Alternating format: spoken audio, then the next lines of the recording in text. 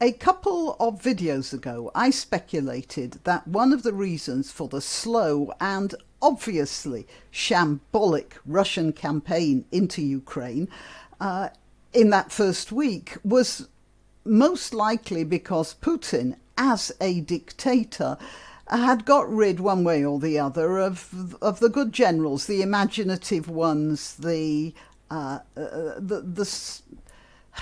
independent thinkers, and had kept only the yes men.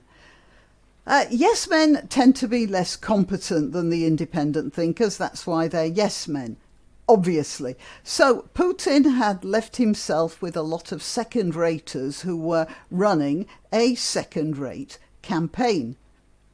Oh, yes. By the way, one of the comments from someone who seems to know less about tactics than even I do was that my comment about second-raters running an incompetent campaign was that in my obvious ignorance, I'd obviously picked something up from The Guardian and was just regurgitating it into the video. Oh, John, if only The Guardian had enough sense to publish something like that.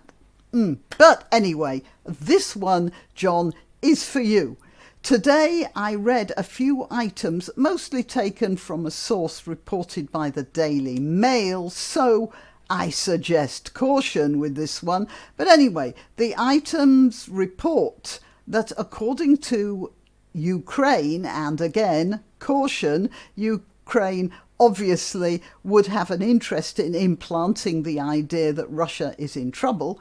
Okay. On the other hand, I also have to remind you that there are probably quite a few people in Russia who are related to people in Ukraine and who disagree with this venture. So I can imagine that there's a degree of porosity between Russia and Ukraine, information-wise, which might support at least some of the stories of disquiet in Putin's supposedly secret bunker. Whatever. According to the Ukrainians, Putin has sacked several generals. In the Daily Mail they say 8, but who knows. Anyway, Putin has sacked several generals for incompetence. And again, I have to stress, that's Ukraine sources. And so we should rely on their information only marginally more than we can rely on the USA telling everyone that they don't have dangerous biological research units stashed away in cash-strapped, corrupt countries. I was making a video on that yesterday. Indeed, I even recorded it. And then I saw Tucker Carlson's thing about the lies that are being told, and I had to junk it. Good God, I'm angry about that. Anyway, I'm getting diverted. Let's return to the Russian generals.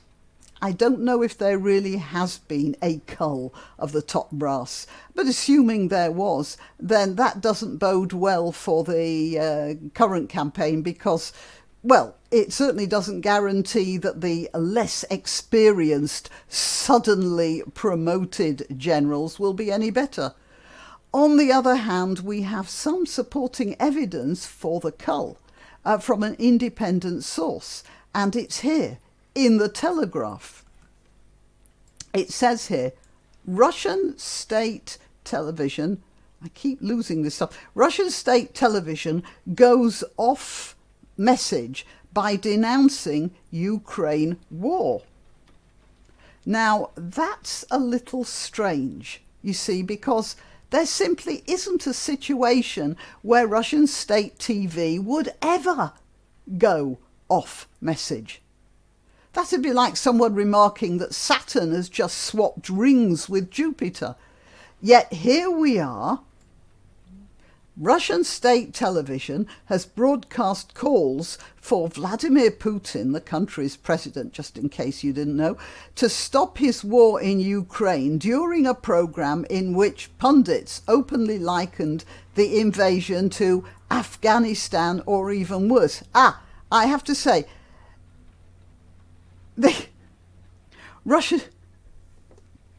calls for Vladimir Putin, the country's president, to stop his war in Ukraine during a program in which pundits does not mean to say they're asking him to stop the war in Ukraine during the program. That is, by the way, what bad grammar is all about. Oh, Telegraph, really, really, really.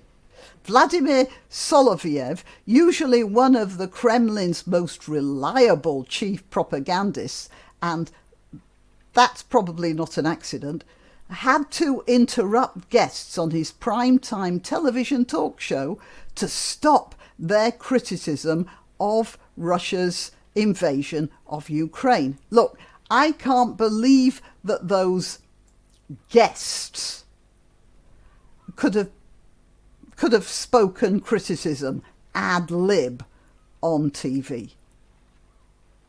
There's a law criminalising criticism of the military action to save the Ukrainians from fascism.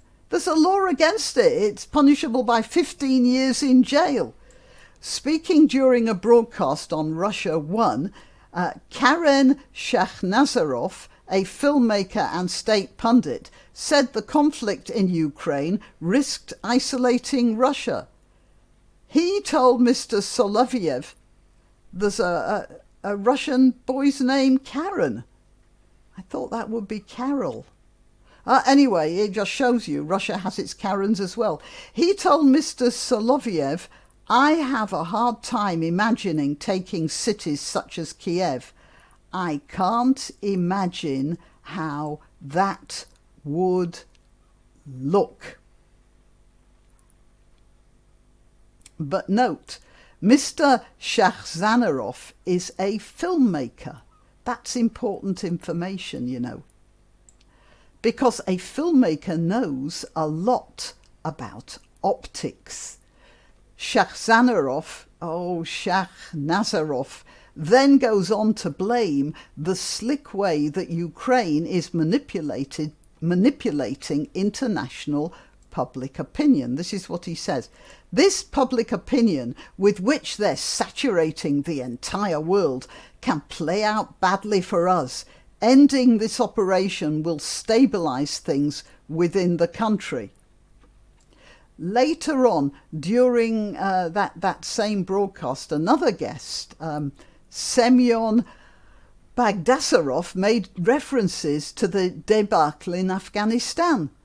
The host of the programme, by the way, Solovyev, appeared to be, according to the Telegraph, somewhat peeved when his Italian villa was confiscated by order of the EU. I shouldn't laugh, should I? But you know what? Shakhnazarov had it right. And my feeling is he's speaking with permission. You know, Putin might have come to realise that the worst possible opponent he could have taken on would be a successful actor. And that's what the president of rebellious Ukraine is. By definition, a successful actor is a man or a woman who is talented in the field not of war but of optics. The Telegraph reports that even the military TV channel Zvezda is chiming in.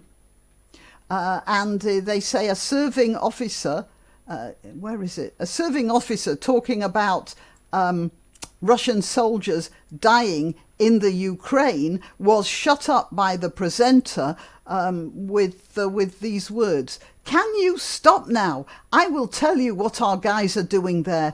Our guys are smashing the fascist snakes. It's a triumph of the Russian army. It's a Russian renaissance. Or renaissance, depending on how you choose to pronounce that. But you see, that soldier had already said, our youth are still dying. And it will be that'll stick in the minds of the viewers. Now, why do I say that I think this is a really good sign? And that's because it's Putin's way out. We've all been talking about how, or some of us, at any rate, have been talking about how Putin you shouldn't back him into a corner. A cornered rat is the most dangerous type of rat, isn't it? If he can get out and save face, that's what we should let him do. And this is, in my opinion, this is his way out, because that sort of talk wouldn't have been allowed even a week ago. But if he lets this sort of well-rehearsed freedom of speech happen again a few times, and if the Ukraine resistance just hangs on a bit longer, then Putin can suddenly stop, tell all the tanks to stop and order the troops back. Not as a retreat, but as a concession to the soft and civilized sensibilities of the Russian public. First of all, because they're so nice, they don't want to see their Ukrainian brothers and sisters hurt, while at the same time they're most concerned about the well-being of their own sons out there in the tanks in the winter. Now, how could a good and honest leader of the people ignore the will of his people? Putin, after all, he's not a dictator like Assad, is he? OK, well, I'm Graniopteryx. I am to be found on YouTube, Rumble, BitChute and Minds.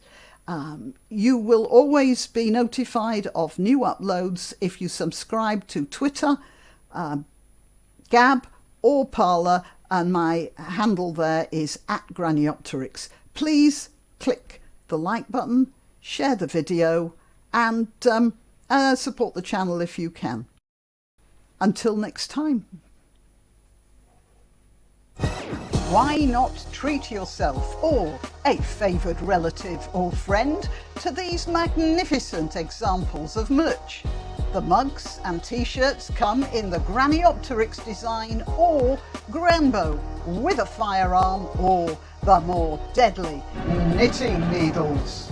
Go to www.graniopteryx.com and whatever platform you're watching this on, please click like, subscribe and share.